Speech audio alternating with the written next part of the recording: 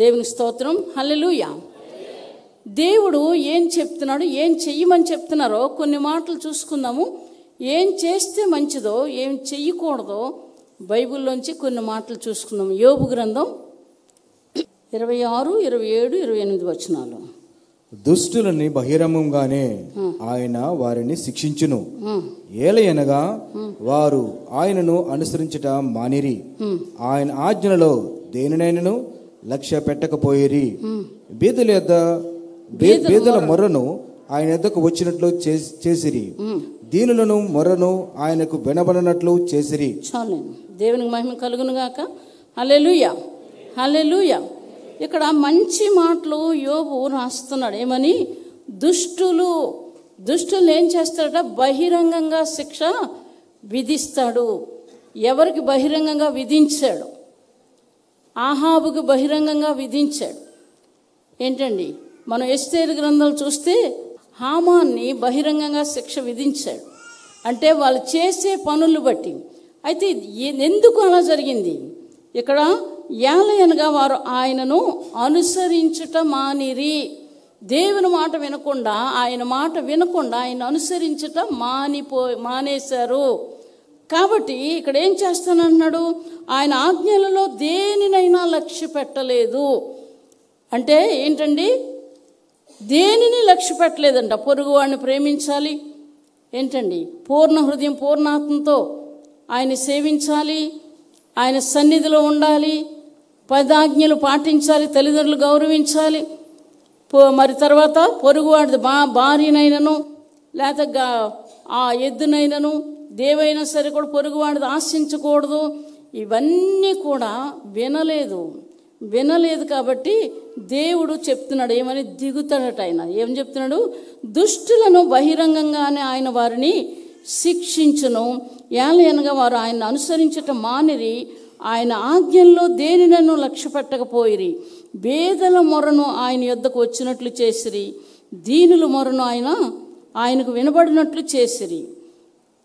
బేదల మీద తిరగబడతారు, దౌర్జన్యం. ఏంటండి? దీనులు అంటే అట్నుంచి ఇంకేమి చేయలేరు, అటువంటి వాళ్ళ మీద తిరగబడతారు. అయితే దేవుడు వదలడని అక్కడ చెప్తున్నాడు. బహిరంగంగా ఇటువంటి వాళ్ళ పక్షంగా బహిరంగంగా శిక్ష నేను విధిస్తాను అని దేవుడు చెప్తున్న మాటలు. కాబట్టి ఈ విషయాల్లో మనం ఏమి నేర్చుకున్నామో మనం చూసుకోవాలి. దేవునికి మహిమ కలుగును గాక. కీర్తనల గ్రంథం చూసుకుందామండి. 72వ అధ్యాయం 12, 13, 14 వచనాలు. దరిద్రులు మొర్ర పెట్టగా అతడు వారిని విడిపించును, దీనులను నిరాధారులను అతడు విడిపించును, నిరుపేదల యందును బీదల యందును అతడు కనికరించును, బీదల ప్రాణములను అతడు రక్షించును, కపట బలత్కారముల నుండి అతడు వారి ప్రాణములను విమోచించును, వారి ప్రాణము అతని దృష్టికి ప్రేమగా ఉండును. అది దేవునికి మహిమ కలుగును గాక. ఎవరు ప్రార్థన దేవుడు ఆలకిస్తాడు, ఎవరు ప్రార్థన దేవుడు ఆలకించి దేవుడు సహాయం చేస్తాడు. ఇక్కడ చూస్తున్నాం ఏంటండి? దరిద్రులు మొర్ర పెట్టగా అతడు వారిని విడిపించును, దీనులను నిరాధారులను అతడు విడిపించును. మాకెవరు లేరు, ఎవరు చేస్తారు? దీనులు నిరాధారులు అంటే ఎవ్వరూ లేని వాళ్ళు, దీనులు నిరాధారులు. దీన మనస్సు కలిగి ఎవరైతే విరిగి నలిగిన హృదయంతో ఉంటారో వారి దగ్గర దేవుడు ఉంటాడట. యెషయా గ్రంథం 57వ అధ్యాయం 15వ వచనంలో ఆ మాటలు ఉంటాయి. ఇక్కడ అదే వచనం చెప్తున్నారు. ఏమని?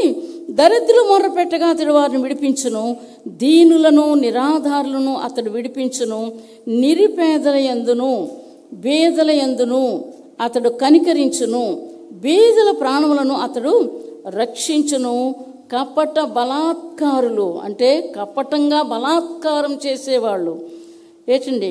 బలాత్కారం నుండి అతడు వారి ప్రాణమును విమోచించును, వారి ప్రాణమట అతని దృష్టికి ప్రియముగా నుండును. ఎవరికి? ఈ లోకంలో ఉన్న వాళ్ళందరికీ అక్కర్లేదు. దేవుడికి ఇష్టకరంగా జీవిస్తే అది శ్రేష్టం. దేవునికి మహిమ కలుగునుగాక. హల్లెలూయా. అది మంచిది. తప్పించబడతాం. ఎవ్వరూ అక్కర్లేదు. ఒక 1000 మంది ఏంటంటే అన్ని పట్టుకొని ఒక్కల మీదకి వస్తే వాళ్ళు ఏమీ చేయలేరు. అయితే ఈ ఒక్క వ్యక్తి కూడా నీతిగా యథార్థంగా ఏంటండి నిర్దోషిగా దేవుని వైపు చూసే వ్యక్తిగా ఉంటే ఎవ్వరూ ఏమీ చేయలేరు. దేవునికి మహిమ కలుగునుగాక. ఎందుకు?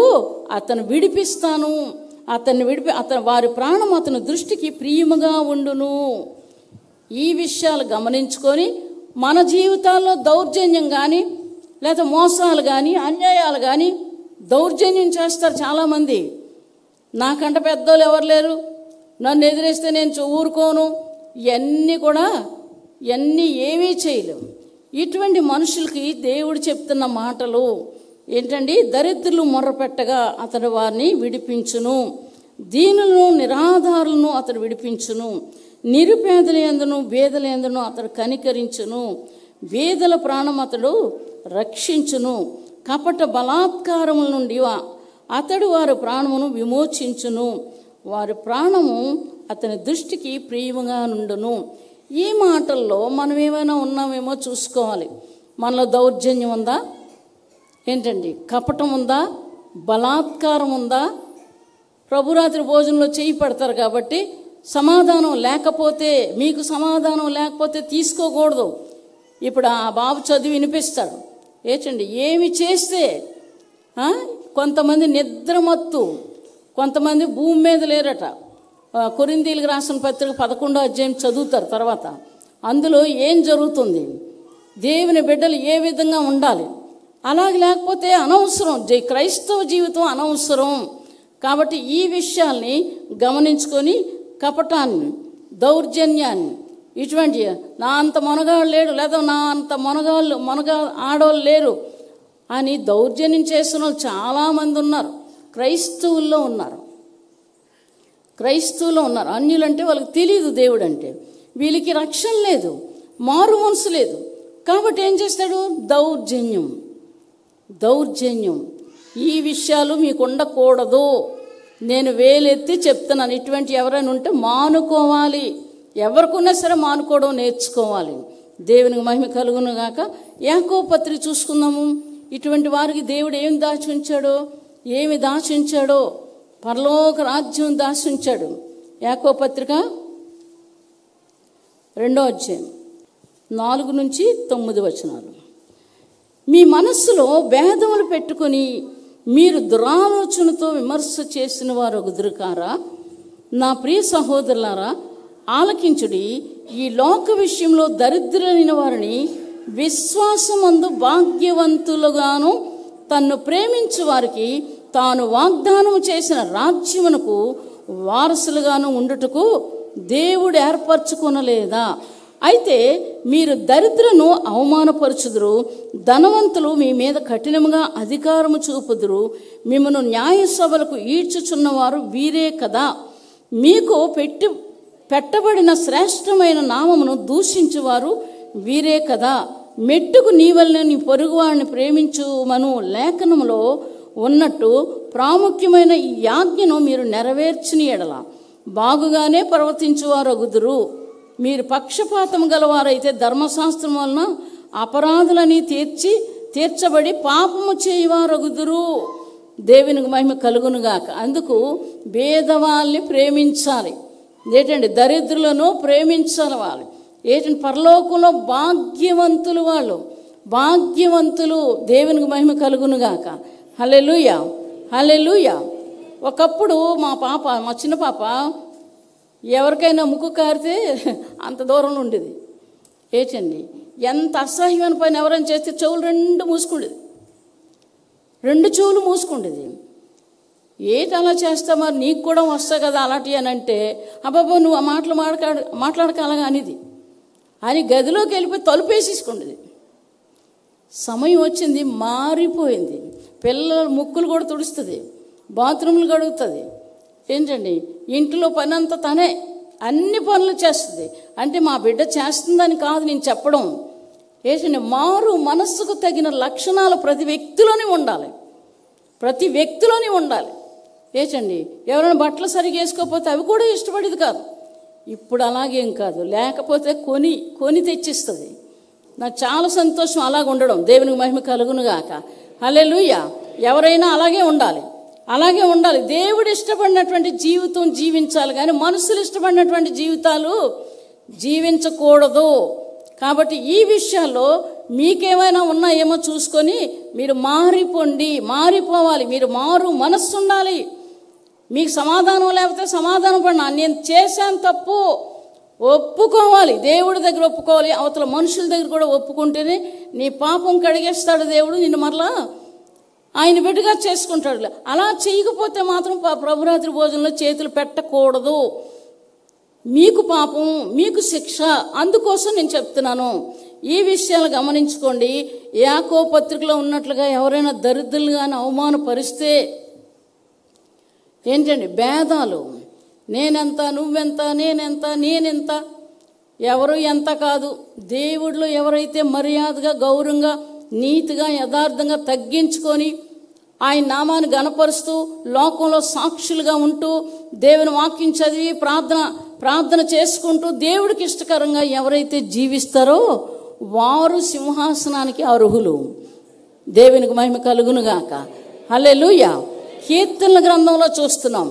ఈరోజు మనం అనేకసార్లు చెప్తున్నాను, భక్సింగ్ గారే కానీ, ఏసన్న గారే కానీ, దినకరణ గారే కానీ, వారి పరిస్థితులు దరిద్ర పరిస్థితులు.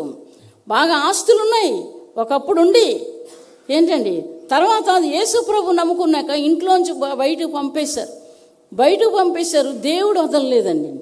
ఒక కోమట్లైన 5 పిల్లలు ఏంటండి, కోట్ల కొలది ఆస్తులు ఉన్నాయి. ఎలాగో దేవుడిని అంగీకరించాడు, ఆయన ప్రభువుని అంగీకరించాడు, మారు మనసు పొందాడు. మేము వెళ్ళే చర్చికి ఆయన వస్తుండేవారు. అయితే తెలియక రామనగిరిలో బ్రిడ్జి ఉండేది, ఇప్పుడు ఉందో లేదో నాకు తెలియదు కానీ ఆ బ్రిడ్జి గట్టు మీద భార్య పిల్లలు కూర్చున్నారు. ఇంట్లోంచి వెలివేసేసారు, కట్టు బట్టలతో వచ్చేసాడు బయటికి. 5 పిల్లలు, భార్య తినలేదు, 2 రోజులైంది. ఏచండి ఆ గట్టు మీద కూర్చుంటే ఏచండి డబ్బులు లేవు, పిల్లల చిన్నోళ్ళు. ఎలాగా దేవుడు ప్రార్థన చేస్తుంటే దేవుడు చేసే అద్భుతాలు. దేవునికి మహిమ కలుగునుగాక. హల్లెలూయా. ఎప్పుడో ఈయనట 80 లక్షలు ఒక ఆయనకి ఇచ్చాడట. ఈయనకి ఇద్దామని ఆయన పట్టుకొని తిరుగుతున్నాడట. చూసారా, ఈయనకి ఇద్దామని పట్టుకొని తిరుగుతున్నాడట. ఆయన అక్కడ కూర్చోవడం చూసి అక్కడ బండి ఆపి, కారు ఆపి, బాబు నీకో నమస్కారం, నీకోసం నేను నెలుగుతున్నాను, నీ డబ్బులు నీకు ఇవ్వాలి, నా ఇంటి దగ్గర ఉన్న రాబాబు అని తీసుకుని వెళ్ళి చక్క భోజనం పెట్టి మంచి బట్టలు కుట్టించి ఇచ్చి వాళ్ళ డబ్బులు వాళ్ళ చేతిలో పెట్టాడు. వాక్యం ఏమైంది, పెంట కుప్పల మీద నుంచి బేదల్ని పైకెత్తువాడు. సరిగ్గా జీవిస్తే, నీ ఇష్టానుసారంగా జీవిస్తే దేవుడు ఇవ్వడు. వాక్యం ఏం చెప్తుందో అలా జీవించడం నేర్చుకోవాలి. ఇతరులు కీడు చేయడం, ఇతరులను పాడు చేయడం, వాళ్ళు ఏడిస్తే మేము ఎలా సంతోషిస్తాం, ఇవి అన్య జనాంగాలు. వాళ్ళు కూడా ఉండవండి, చాలా మంచోళ్ళు ఉన్నారు, అన్యుల్లో కూడా చాలా మంచోళ్ళు ఉన్నారు. ఎందుకు అలా చెప్తున్నానంటే, నాకు అమ్మ చనిపోయింది, నాకు నాన్న ఉన్నారు కానీ ఆయన చేయలేరు. ఈ పిల్లలు పుట్టేటప్పుడు బయటోళ్ళే నాకు చేశారు, అన్య జనాంగాలే. నిజంగా తల్లి కూడా చేయలేదు, అలాంటి పనులు నాకు చేశారు. ఆపరేషన్ కుట్లు పడితే కిందకు వంగకూడదు, ఏమైనా పడిపోతే కాలుతోటి ఇలా లాక్కుండేదాన్ని. వాళ్ళు వచ్చి నాతో పాటు కూడా 7 రోజులు 8 రోజులు ఎన్ని రోజులైనా సరే వంట చేసి తెచ్చి నాకు పెట్టి నన్ను ఎంతో బాగా చూసుకున్నారు. వాళ్ళు ఎవరు, అన్యులు. దేవునికి మహిమ కలుగునుగాక. హల్లెలూయా. మనస్సాక్షి, మంచి మనస్సాక్షి వాళ్ళకు ఉంది. మనస్సాక్షిని కాపాడుకోవడం నేర్చుకోవాలి క్రైస్తవుడని. పశ్చాత్తాపం అనేది దేవుడికి ఇష్టం. అది లేకపోతే వీళ్ళు కఠినాత్మలు. చాలామంది కఠినంగా ఉంటారు. మేమేం తప్పు చేయలేదని అనుకుంటారు. తప్పు కనబడుతున్నా లేదు అంటారు. అవతలకు తెలుసు, వాళ్ళకి తెలుసు. తప్పు చేశారో లేదో వాళ్ళకి తెలుసు, అవతలకు తెలుసు. అంటే చచ్చిపోయింది, మనస్సాక్షి చచ్చిపోయింది. కాబట్టి వారు మరి వినరు దేవుని మాట. కాబట్టి పశ్చాత్తాపం అనేది దేవుడి దగ్గర పడాలి. అవతల దగ్గరికి వెళ్ళి నా తప్పు అయింది, నేను ఇలా మాట్లాడకూడదు, ఈ పని చేయకూడదు, నన్ను క్షమించండి. మీరు అలాగ అడిగితే ఏమైనా అవతలది పోతుందా, యువతలది పోతుందా? దేవుడికి నీకు సంబంధం పెరుగుతుంది. ఏచండి, ఇద్దరి మధ్యలో ఉన్నటువంటి ఈ పాపం పోయి మంచి మనస్సాక్షి ఇద్దరిలో కూడా కలుగుతుంది. పోనీలే క్షమించమని అడిగారు కదా, వదిలేద్దామని. ఇది నేర్చుకోవాలి క్రైస్తవులు. దేవునికి మహిమ కలుగునుగాక.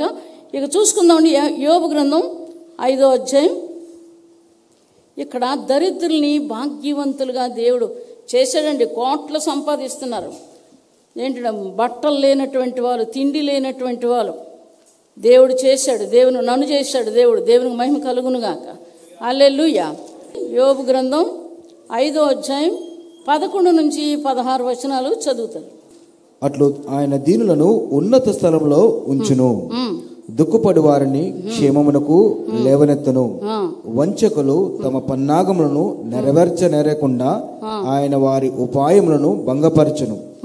జ్ఞానులు వారి కృత్రిమములలో ఆయన పట్టుకొనును. కపటుల ఆలోచనను ఆయన తలకిందులు చేయను. పగటి వేళ వారికి అంధకారము తారసిల్లును. రాత్రి ఒకడు తడువులాడినట్లు మధ్యాహ్న కాలమున వారు తడువులాడుదురు. బలాఢ్యుల నోటి ఖడ్గము నుండి వారి చేతిలో నుండి ఆయన దరిద్రులను రక్షించును. కావున బీదలకు నిరీక్షణ కలుగును, అక్రమమును నోరు మూసుకును. చాలు. దేవునికి మహిమ కలుగును గాక. ఈ మాటలు ఇంటికి వెళ్ళి కూడా చదవండి.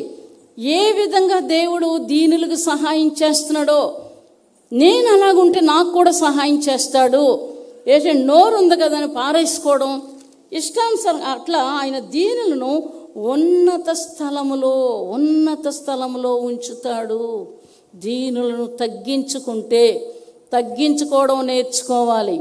ఏంటంటే యేసు ప్రభువు వారు దేవుడై ఉండి, సర్వ సృష్టికర్త అయి ఉండి, మానవుని యొక్క రూపంలో వచ్చి, మనిషి రూపంలో వచ్చి, ఏంటండి దాసుని రూపం ధరించుకొని తను తాను తగ్గించుకొని రిక్తుడుగా మారడానికి కారణం, ఈరోజు నిజంగా మారు మనసు పొందిన వాళ్ళు ఇక్కడ ఉన్నారేమో. ఏంటండి మరి నేనున్నానేమో. దేవుడు తెలిసినటువంటి విషయం ఇది. నేను చెప్పుకుంటే అవదు, మీరు చెప్పుకుంటే అవదు. ఇది దేవుడికే తెలియాల. దేవునికి మహిమ కలుగునుగాక. హల్లెలూయా. వారిని ఏం చేస్తాడు? ఉన్నత స్థలాల్లో దేవుడు పెడతాడు. అదే మాటలు మన కీర్తన గ్రంథం 103లో తెలుసు. పెంట కుప్పల మీద నుండి ముందు ఒకలాగా వెనకాతలు ఒకలాగా కీడు చేసిన వారు నిర్మూలమవుతారు. ఏం చెప్తున్నారు ఇక్కడ? వంచకులు తమ పన్నాగములను నెరవేర్చనేరకుండా ఆయన వారి ఉపాయములు భంగపరిచాడా లేదా? మా విషయంలో భంగపరిచాడు. వారి ఉపాయాలు జాగ్రత్తగా మనకు తిరగలేదు చంపేద్దాం అనుకున్నారు. వేసండి అదేదో పార్టీ వస్తే చంపేద్దాం, మనం అక్కడ దగ్గర వెళ్ళక్కర్లేదు, మొత్తం అన్నీ తీసి చంపేద్దాం అనుకున్నారు. దేవుడు ఉన్నాడు. ఎప్పటి నుంచి మాట్లాడుతున్నారో తెలుసునండి. ఇప్పుడు వీళ్ళు గెలవక ముందు మనకు వాక్యం వస్తుంది. దేవునికి మహిమ కలుగునుగాక. హల్లెలూయా. నాకు అర్థం అవ్వలేదు అప్పుడు, ఇప్పుడు అర్థమైంది. దేవుడు ఎంత గొప్పోడో. జీవితాంతం కూడా సాగిలిపడి దొర్లి ఏడ్చిన, రక్తం అంతా వంపిన ఆయన రుణం తీర్చుకోలేము.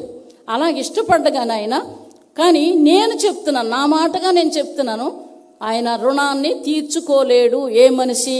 కాబట్టి మారు మనసు పొందితే మాత్రం జాగ్రత్తగా బ్రతకడమే. ఇక్కడ చూడండి, దుఃఖపడి వారిని ఏం చేస్తాడు? క్షేమానికి లేవనెత్తుతాడు. దుఃఖపడిన వారిని క్షేమానికి లేవనెత్తుతాడు. దేవునికి మహిమ కలుగునుగాక. మా ఇంట్లో ఎవరికీ రక్షణ లేదు.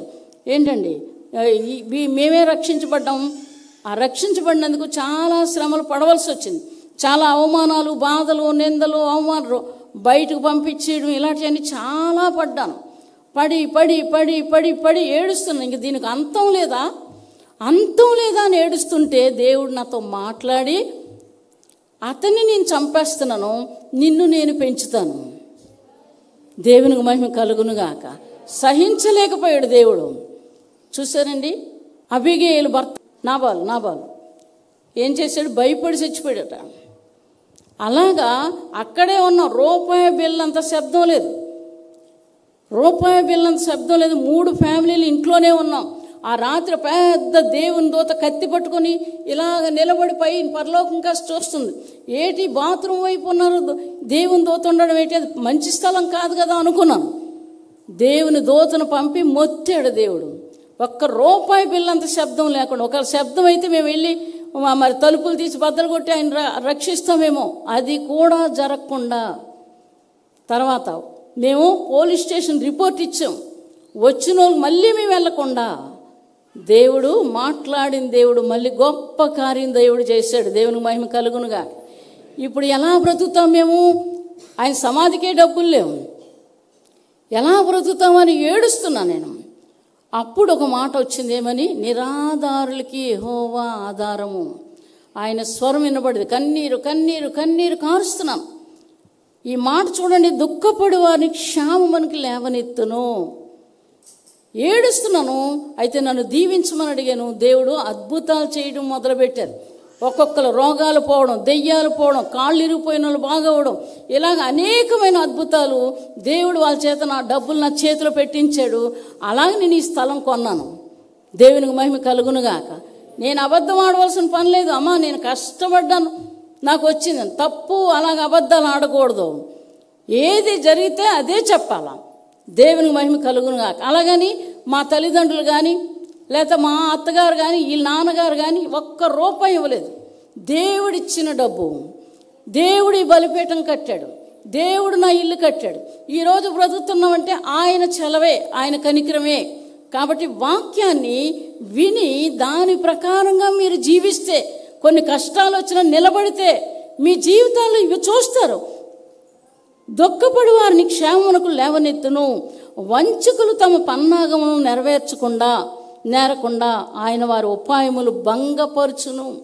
చక్కగా నడిపించాడు మమ్మల్ని. మాకు తెలియదు ఏం చెయ్యాలో, ఎక్కడికి వెళ్ళాలో తెలియనటువంటి ఆ సమయం. కానీ దేవుడు మమ్మల్ని విడిపించాడు. దేవునికి మహిమ కలుగునుగాక. మాకు సహాయం చేసిన వాళ్ళని దేవుడు దీవించునుగాక. మా కొరకు మొర్రపెట్టారు, కన్నీరు కార్చారు. కొంతమంది ఎప్పుడు జైలు ఎడితే చూద్దాం, ఎక్కడున్నారు వెతుక్కున్నారు. దేవుడు ఆ విషయంలో కూడా చాలా సహాయం చేశాడు. దేవునికి మహిమ కలుగునుగాక. హల్లెలూయా. అందుకు ఆయన వారి ఉపాయములు భంగపరచును, జ్ఞానులను వారి కృత్యంలోనే ఆయన పట్టుకొనును. కపటల ఆలోచనలు తలక్రిందలు చేయును. పగటి వేళ వారికి అంధకారము తారసిల్లును. రాత్రి ఒకడు తడవలాడినట్లు మధ్యాహ్న కాలమున వారు తడవలాడుదురు. బలాఢ్యుల నోటి ఖడ్గం నుండి వారి చేతిలో నుండి ఆయన దరిద్రులను రక్షించును. కావున బీదులకు ఏం కలుగుతుంది? నిరీక్షణ ఒకటి ఉంది. జాగ్రత్తగా బ్రతకడం నేర్చుకోవాలి. జాగ్రత్తగా బ్రతికితే బ్రతుకుతాం. మనం ఎక్కడ బ్రతుకుతామో అక్కడ బ్రతుకుతాం. ఎక్కడ కోసమే బ్రతుకుతామండి. డబ్బులు తీసుకుందాం, వేసండి, అవతల వాళ్ళని ఆశించి తీసుకుందాం, అవతల వాళ్ళ వస్తువులు తీసుకుందాం, అవతల వాళ్ళని దౌర్జన్యం చేద్దాం. ఎలాంటివి చెప్పలేదు దేవుడు. మారు మనసు ఉన్నటువంటి వాళ్ళు అలాంటి పనులు చేయకూడదు. దేవుడిస్తాడు, తప్పకుండా ఇస్తాడు ఆయన. ఈ విషయాలు గమనించుకొని విశ్వాసంలో బలపడడం నేర్చుకోవాలి, మంచిగా జీవించడం నేర్చుకోవాలి. దేవునికి మహిమ కలుగునుగాక. చెయ్యాలంటే 10 దెబ్బలు కొడతారు, ఒకటైనా కొడతారు కదా కొట్టేవాళ్ళు, లేకపోతే 2 అయినా కొడతారు. 1 కొట్టవచ్చు, 2 కొట్టవచ్చు, 10 కొడితే 2 అయినా కొట్టచ్చు. ఎందుకు మానేస్తారు బుద్ధిమంతులు? కొట్టకుండా ఎందుకు అలాగా అడిగి సూరుకుంటారు? ఆ పనులు చేయకుండా దేవుడంటే భయం ఉంది కాబట్టి జాగ్రత్తగా నోరు మూసుకుంటే మా దేవుడే మమ్మల్ని నడిపిస్తాడని విశ్వాసంతో ఉంటారు. కాబట్టి దేవుడు వాళ్ళని బలపరిచి వాళ్ళని పైకి లేవనెత్తుతాడు. దేవునికి మహిమ కలుగునుగాక. ఈ మాటలు మనం నేర్చుకోవాలి, దేవుని వాక్యం నుండి నేర్చుకోవాలి. దేవునికి మహిమ కలుగునుగాక. మత్తయి సువార్త చూసుకుందామండి, 25వ అధ్యాయం. ఒక మాట చదవండి, 31వ వచనం నుంచి. తన మహిమతో మనుష్య కుమారుడు ఆయనతో కూడా సమస్త దూతలను వచ్చినప్పుడు ఆయన తన మహిమ గల సింహాసనం మీద ఆసీనుడై ఉండెను. అప్పుడు సమస్త జనులు ఆయన ఎదుట పోగు చేయబడదురు. గొల్లవాడు మేకల్లోండి గొర్రెలను వేరుపరిచినట్లు ఆయన వారిని వేరుపరిచి తన కుడి వైపునకు గొర్రెలను ఎడమ వైపునకు మేకలను నిలువబెట్టెను. అప్పుడు రాజు తన కుడివైపున ఉన్న వారిని చూచి, నా తండ్రి చేత ఆశీర్వదించబడిన వారలారా రండి, లోకము పుట్టినది మొదలుకొని మీ కొరకు సిద్ధపరచబడిన రాజ్యమును స్వతంత్రించుకొనుడి. చాలు. దేవునికి మహిమ కలుగునుగాక. నా కుడివైపున ఉన్నట్లు వారలారా రండి, లోకము పుట్టక ముందు మీ కొరకు సిద్ధపడిన రాజ్యంలో ప్రవేశించుడి. యేసు ప్రభువారి నోటి మాటలు ఇవి. దేవునికి మహిమ కలుగునుగాక. జీవించడం నేర్చుకోవాలి. 40వ వచనం చదువుదామండి. అందుకు రాజు, మిక్కిలి అల్పులైన ఈ నా సహోదరులో ఒకనికి మీరు చేసితిరి గనుక నాకు చేసితిరని నిశ్చయంగా మీతో చెప్పుచున్నానని వారితో అనెను. ఏంటండి, మిక్కిలి అల్పులు అంటే ఏమీ లేనటువంటి వాళ్ళకి మీరు చేశారు కాబట్టి నాకు చేశారని అక్కడ యేసు ప్రభు వారు చెప్తున్నారు. బుర్ర పెట్టాలి, బైబిల్లో బుద్ధి ఉండాలి. ఏంటండి, హృదయాన్ని పరిశుద్ధపరచుకోవాలి. దొరికింది లాక్కుందామండి, ఏంటండి ఎవరిదో పడేసుకుందాం, దౌర్జన్యం చేద్దాం, ఎక్కడ పెట్టేద్దాం, కుటుంబాలు విడదీద్దాం, తల్లిదండ్రులు విడదీద్దాం, అవతల ఏడిస్తే ఎలాగ, వాళ్ళు బాధపడితే ఎలాగ ఉంటుందో చూద్దాం. ఇటువంటి మనుషులకి ఈ మాటలు నప్పవు. ఇటువంటి మనుషులకి ఈ మాటలు అంగీకరించరు. ఏంటండి, నిజంగా మారితే ఈ పని చేస్తారు. దేవునికి మహిమ కలుగునుగాక. హల్లెలూయా, హల్లెలూయా. నేను చేస్తున్నానని చెప్పను, కానీ నేను చేస్తాను. ఎక్కడికి వెళ్ళినా డబ్బులు ఉంచుతాను, ఎవరైనా కనబడితే ఇస్తాను. నిన్న ఒక దగ్గరికి వెళ్తే ఒక అమ్మాయి ఫోన్ చేసింది, నా పిల్లలకి బాగోలేదమ్మా, అయితే నేను మర్చిపోయినందుకు నేను చాలా బాధపడిపోయాను. నా 2 పిల్లలకి బాగోలేదు, ఎంతమందినో డబ్బులు అడిగాను, డబ్బులు లేవు, హాస్పిటల్కి వెళ్దామంటే అమ్మ అని ఏడుస్తుంది. అట్నుంచి మేము కారులోనే వచ్చేస్తున్నాము. అయితే నేను ఇంటికి వెళ్ళి నీకు వేస్తానన్నాను, కానీ మర్చిపోయాను. నేను నిజంగా ఆ విషయాన్ని బట్టి చాలా బాధపడ్డాను. నేను భోజనం చేస్తుంటే మళ్ళీ ఫోన్ చేసింది. ఫోన్ చేయగానే, అమ్మ మర్చిపోయాను, నన్ను క్షమించు, ఇప్పుడే వేస్తానని మన చర్చిలో అబ్బాయి ఉంటే అబ్బాయి ఫోన్ చేస్తే వెంటనే డబ్బులు వేయించిన తర్వాత, చాలా థ్యాంక్స్ అమ్మ, చాలా వందనాలమ్మ, ఇంత బేగి మీరు వేస్తారని నేను అనుకోలేదు. అక్కడ వాళ్ళు ఎవరు, ఆ డబ్బులు ఉండి మా పనికి వస్తాయి కదా, ఆ డబ్బులు వస్తే మా పనికి వస్తాయి కదా. ఇలాంటి బుద్ధి లేదు. ముందు అప్పైనా సరే అవతలోడు ఏమి లేదో ఆ సంగతి నేను తీరుస్తాను. ఒకవేళ ఎవరి దగ్గర అడిగైనా తీసుకుంటాను, తర్వాత మళ్ళీ వెంటనే ఇచ్చేస్తాను. నేను ఇలాగ 1-2 సార్లు జరిగింది, కానీ అంతవరకు నేను వెళ్ళను. కాబట్టి నేను చేస్తానను, నేను మంచిదానని మీరు అందరూ అనుకోవాలని నేను చెప్పట్లేదు సుమా, చాలా చేస్తున్నాను. అలాగైతే దేవునికి మహిమ కలుగునుగాక. హల్లెలూయా, హల్లెలూయా. దేవుడు చూస్తే నాకు చాలు, దేవుడు చూస్తే చాలు. కానీ మీరు అలా జీవించాలని మాటలు చెప్తున్నాను, ఈ మాటలు చెప్తున్నాను. జాగ్రత్తగా ఉండాలి. దేవుని వాక్యంలో మీ హృదయం ఉండాలి. లోకాశలకు, నేత్రాశ, శరీరాశలు తండ్రి నుంచి పుట్టినవి కావు. కాబట్టి ఈ విషయాలు గమనించుకొని పరిశుద్ధంగా జీవించడం నేర్చుకోవాలి. భర్తల్ని ఏడిపిస్తారు ఒక్కొక్కరు, భార్యల్ని ఏడిపిస్తారు ఒక్కొక్కరు, అందులో పాపం ఉంది. జాగ్రత్త, జాగ్రత్త, జాగ్రత్త. దేవునికి మహిమ కలుగునుగాక. హల్లెలూయా. ఇర్మియా గ్రంథం చూసుకుందామండి. ఇంకో మాట చూసుకొని ముగించుకుందాము. 5వ అధ్యాయం 26 నుంచి 31 వచనం. నా జనుల్లో దుష్టులున్నారు, పక్షుల వేటగాండ్రు పొంచి ఉండినట్లు వారు పొంచి ఉందరు, వారి బోనులు పెట్టుదరు, మనుషులను పట్టుకొందరు. పంజరం పిట్టలతో నిండి ఉన్నట్లు వారి ఇండ్లు కపటంతో నిండి ఉన్నవి. దాని చేతనే వారు గొప్పవారును ఐశ్వర్యవంతును అగుదురు. వారు క్రొవ్వి బలిసి ఉన్నారు, అంతేకాదు అత్యధికమైన దుష్కార్యములు చేయుచున్నారు. తండ్రి లేని వారిని, బాగా గుర్తుంచుకోండి, ఎవరిని? తండ్రి లేని వారు గెలవకుండానట్లు వారి వాద్యము అన్యాయముగా తీర్చుదురు. దీనుల వాద్యములను తీర్పునకు రానియరు. అట్టి వాటిని చూచి నేను శిక్షింపకయుందునా? అట్టి జనులకు నేను ప్రతిదండన చేయకుందునా? ఇదే యెహోవా వాక్కు. చాలు. దేవునికి మహిమ కలుగునుగాక. ఇంకా చదువునైనా. ఘోరమైన భయంకరమైన కార్యములు దేశంలో జరుగుచున్నది. ప్రవక్తలు అబద్ధ ప్రవచనములు పలికెదరు, యాజకులు వారి పక్షం నుండి ఏలుబడి చేసేదరు. అలాగూ జరుగుట నా ప్రజలకు ఇష్టము. దాని ఫలము నొందినప్పుడు మీరేమి చేయుదురు? అది ఎవరినైనా మొదలు, ప్రవక్తలు అవనివ్వండి, యాజకులు అవనివ్వండి, సేవకులు అవనివ్వండి, ఎవరిని వదలరు. అందుకని మనం కూడా ఈ లెక్కలోనే ఉండాలి. ఏం చెప్తున్నారు? తండ్రి లేని వారు గెలవకుండానట్లు వారు వాద్యాన్ని ఏం చేస్తారు? అబద్ధాలు చెప్పి తిప్పుతారు. నువ్వు తిప్పివచ్చు కానీ దేవుడు తిప్పితే ఒప్పుకోడు. ఇక్కడ ఏమంటున్నాడు? అట్టి జనులకు నేను ప్రతిదండన చేయకుందునా. మనుషులు చెప్తున్న మాట కాదు, లేదా పోలీసులు లేకపోతే అధికారులు, ఈ లోకాన్ని ఏలుతున్న అధికారులు చెప్పిన మాట కాదు. ఈ మాట చాలా బలమైంది. ఇది ఏదైనా చేస్తుంది దేవుని మాట. ఇది మాత్రం జాగ్రత్తగా ఉండాలి. దేవుడిని ఆశ్రయించిన వారిని తప్పకుండా దేవుడు కాపాడుతాడు. ఇటువంటి పనులు చేసిన వారిని దేవుడు వదలడంటే వదలడు. ఆయన ఏంటంటే ప్రవక్తలు అబద్ధ ప్రవచనాలు పలికెదురు, యాజకులు వారి పక్షమున ఏలుబడి చేసెదురు. అలాగ జరుగుట నా ప్రజలకు ఇష్టము. కానీ ఫలము నొందినప్పుడు మీరేమి చేయుదురు? దాని ఫలాలు పొందుకున్నప్పుడు మీరేమి చేస్తారు? ఏమి చేస్తారు? ఈ విషయాలు గమనించుకొని జీవించడం నేర్చుకోవాలి. డబ్బు శాశ్వతం కాదు, మనుషులు శాశ్వతం కాదు. నీకెంత సాయం చేస్తాను నాయనా, ఏంటండి అమ్మో సాయం చేస్తానన్నాడు, ఇంత డబ్బులు ఇస్తామన్నాడు, ఇక అతను కాసే చూసుకొని ఉండిపోతారు కొంతమంది. రేపు ఎల్లుండాడు చచ్చిపోతాడు. సరే, అదేదో చూడడం. దేవుని వైపు చూస్తే ఏం చేస్తాడు? నీ చేతిలో పెడతాడు. దేవునికి మహిమ కలుగునుగాక. నీ చేతిలో పెడతాడు. నీకేం కావాలి? ప్రతి చిన్న విషయాల్లో కూడా దేవుడు సాయం చేస్తున్నాడు. చిన్న విషయాలు. మాకు కొన్ని సీతాఫలాలు ఒక అబ్బాయి తెచ్చారు. అయితే తిన్నాను కానీ బాగోలేవు. కొన్ని కుళ్ళిపోయి కొన్ని ఇచ్చేసాను.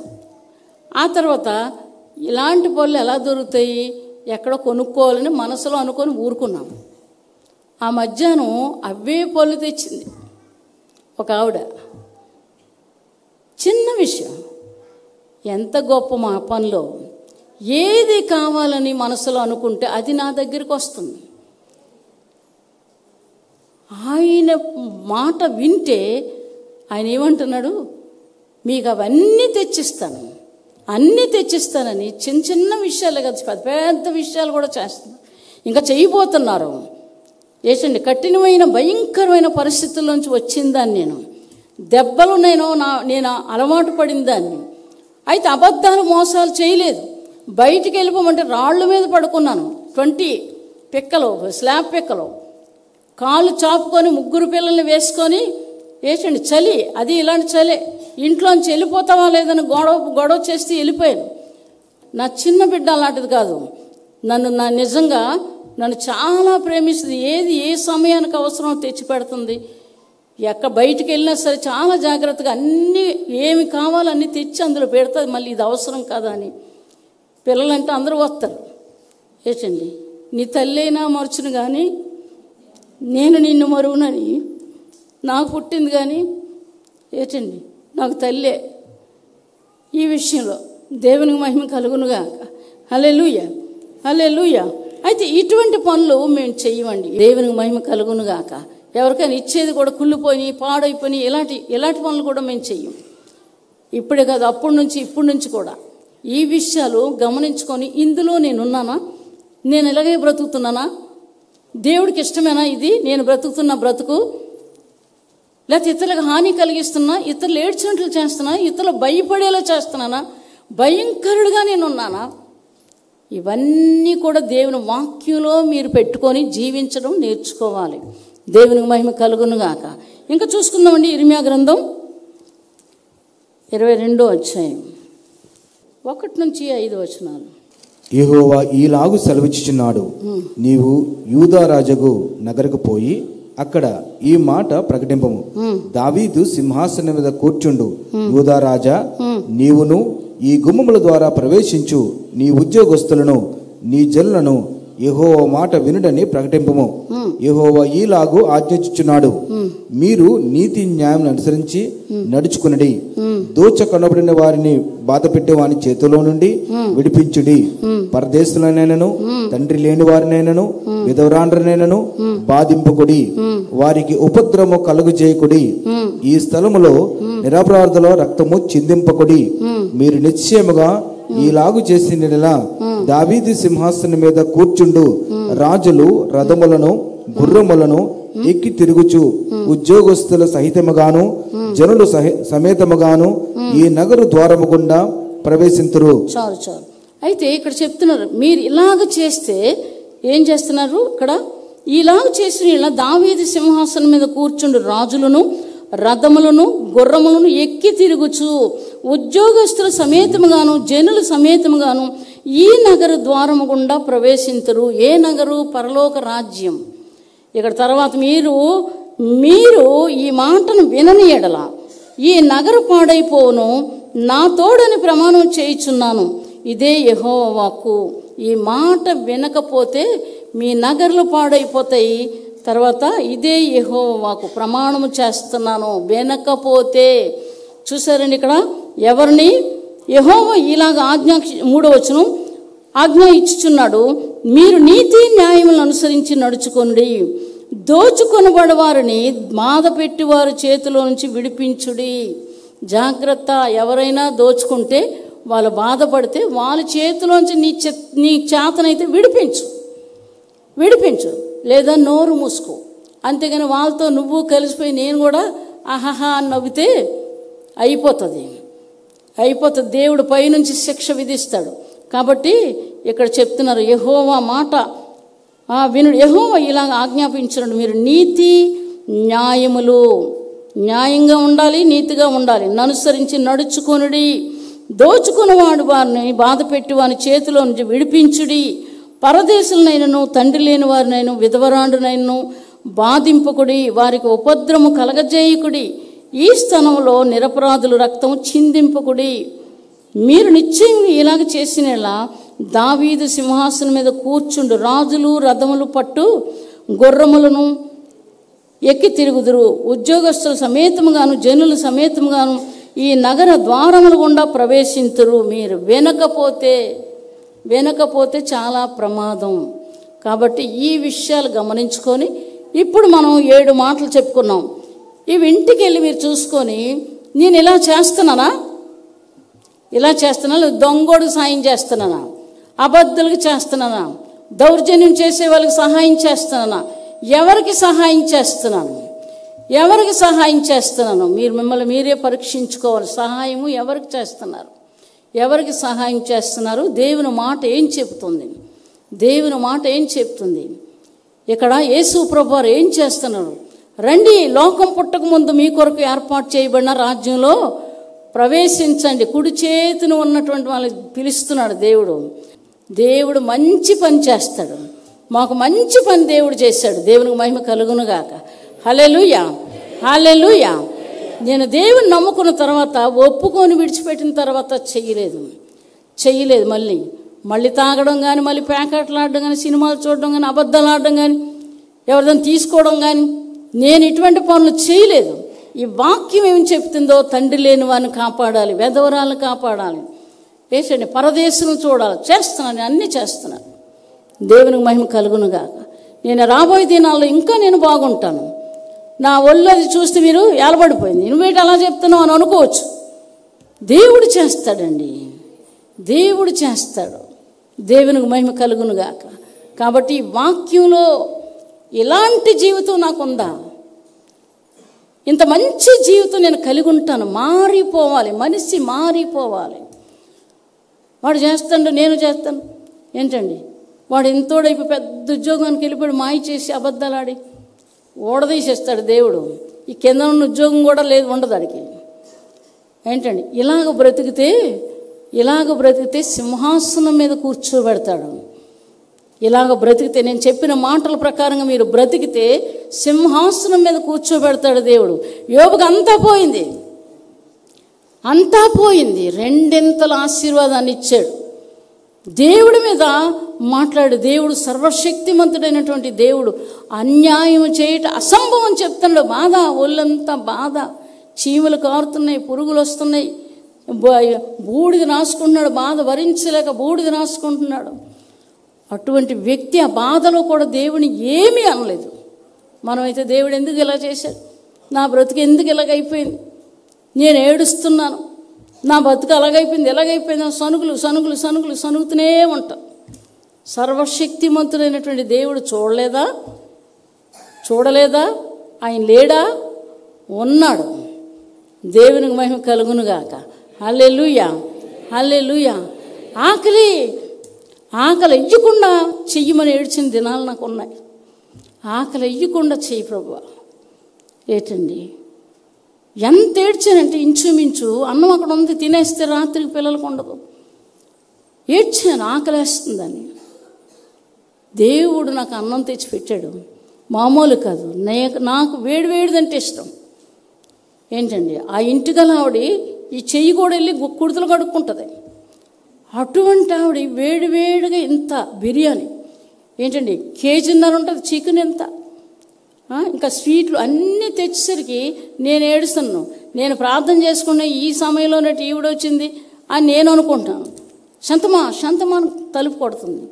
మొఖం అంతా కడుక్కొని చేతులు కడుక్కొని బయటకు వచ్చాను. ఆవిడ తెచ్చిచ్చేసరికి నేను ఆశ్చర్యపోయాను. దేవుడు ఎంత ప్రేమ కలిగిన వాడు.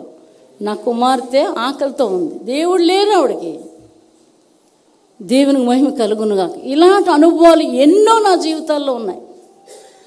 అందుకు మాట తప్పను నేను. దేవుడు అంటే భయం, దేవుని వాక్యం అంటే భయం. ఈ తప్పుడు పనులు చేయకూడదు. ఏదైనా జరిగిందా నేను అడుగుతాను, అందరిలో పెట్టి అడుగుతాను, అయితే వెళ్ళిపోమని చెప్తాను. ఇది నా స్వభావం. అయినా పర్వాలేదు, వెళ్ళిపోమని చెప్తాను. వెళ్ళిపోవచ్చు, నిజమే. మా ఇంట్లో జరగలేదు, మా జీవితాల్లో జరగలేదు ఇంతవరకు. బయటికి వెళ్ళి నేర్చుకున్నారు వాళ్ళు. ఏంటండి, కుటుంబం అంటే నా చెల్లి కుటుంబం అన్యులే. అత్తగారు, మామగారు, మరుదులు అందరూ కలిసి కుటుంబంగా ఉన్నారు. దేవుడు నమ్మలేదు. తర్వాత కొంత సమయం వేసరికి ఇల్లు చాలక ఎవరి మట్టుకు వాళ్ళు వేరైపోయారు, కానీ మళ్ళీ కలుసుకుంటారు. వాళ్ళు ఈ వాక్యానుసారంగా ఉన్నారో లేదో మీరు మారు మనసు పొంది పాప క్షమాపణ నిమిత్తం ప్రతి వారు కూడా దేవుడిని అడిగి అవతలతో మీరు సమాధానం పడాలి. నిజంగా నీ వల్ల కీడు జరిగితే పడకపోయేవా, నీకు దేవుడి నుంచి శిక్ష వస్తుంది. ఇది మాత్రం గమనించుకోవాలి. ఎవరైనా సరే ఈ విషయాలు గమనించుకోండి. దేవునికి మహిమ కలుగునుగాక. హల్లెలూయా. దేవుడి వాక్యాన్ని దీవించునుగాక. ప్రార్థన చేసుకుందామండి. కొంచెం టైం అయ్యిందేమో. వాక్యానుసారమైన జీవితం కొరకు ప్రార్థన చేసుకోండి. దేవుని ఆజ్ఞలన్నీ పాటించడం నేర్చుకోండి. ఏమైతే బైబిల్ చెప్తుందో అలా జీవించడం నేర్చుకోండి. నమ్మకమైన దేవుడవయ్యా, నీవే చాలు యేసయ్యా. నమ్మకమైన దేవుడవయ్యా, నీవే చాలు యేసయ్యా. నేనేమైనా ఏ స్థితిలో ఉన్నా, నేనేమైనా ఏ స్థితిలో ఉన్నా, ఇంకేమీ కోరుకోనయ్యా, ఇంకేమీ కోరుకోనయ్యా, ఇంకేమీ కోరుకోనయ్యా. మహాపరిశుద్ధుని పాదాలకు వందనాలు చెల్లిస్తున్నాను నాయన. సర్వశక్తిమంతుడు, సర్వోన్నతుడు, మహోన్నతుడు నాయన. మనిషి తప్పకుండా నాయన తప్పులు చేస్తూనే ఉంటారు. నీ వాక్యం సెలవిస్తుంది నాయన. నీకు వందనాలు. ఒప్పుకొని విడిచిపెట్టిన వాళ్ళు కనికరించబడతారు. దేవా నాయన, అటువంటి జీవితాలు ఇక్కడ ఉన్న వాళ్ళందరికీ మాకు దయచేయండి. పడిపోవడం, చనిపోవడం, చెడిపోవడం ఇవి నీ మంచి కార్యాలు కావు తండ్రి. నీకు వందనాలు చెల్లిస్తున్నాం. మనిషి మారి నీ రూపులోకి వెళ్ళడం నీకు ఇష్టం. ఆ విధమైన జీవితాలు దయచేయండి. వారి హృదయాల్లో ఈ వాక్యం పనిచేసేలా సహాయం చేయండి. మారు మనసు లేని వాళ్ళకి మారు మనసు రక్షణ దయచేయండి. మీరు మహిమ పొందండి. ఇచ్చిన ఈ మాటలను బట్టి మీకు వందనాలు చెల్లిస్తున్నాను. యేసు నామమున వేడుకొని ప్రార్థిస్తున్నాం తండ్రి. ఆమేన్. హల్లెలూయా, హల్లెలూయా, హల్లెలూయా.